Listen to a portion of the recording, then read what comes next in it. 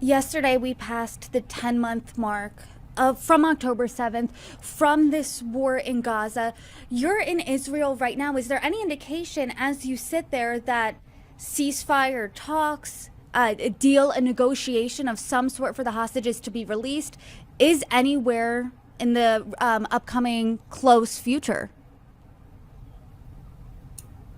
It's certainly something that the public is clamoring for. As people have talked about, as a moral imperative. Also, I think that as part of whatever healing process or however Israel chooses to define victory, resolving that issue will be part of that equation. Um, you know, there is obviously despair. 10 months in, it's been two steps forward, one step back, if not the other way. And people are wondering if that can get across the finish line. I mean, there are plenty of spoilers on all sides here to make sure it doesn't happen. The politics of the players in the region are also very much affecting that situation.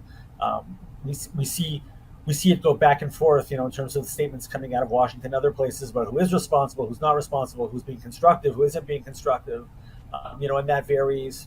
And there are a lot of people at the table, so it's a large conversation. But it's hard to say. I mean, I think people are anxious; they'd like to see it closed up. But obviously, to rest on the precedent of these 10 months, it's hard necessarily to say that a solution is around the corner. I mean, it may be there, but whether or not the parties grab it in their hands and actually move it down across the finish line, another question, unfortunately.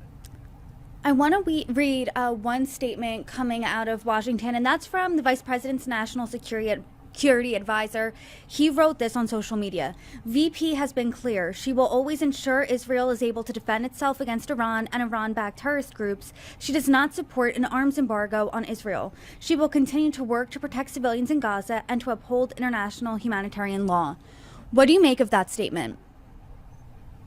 Well, I mean, I think it's sort of an elucidation, another one of where the vice president stands on those issues. I think that she's been vocal about it before. I think that in that respect, it is representative of the administration's view that there is this ironclad commitment to support Israel.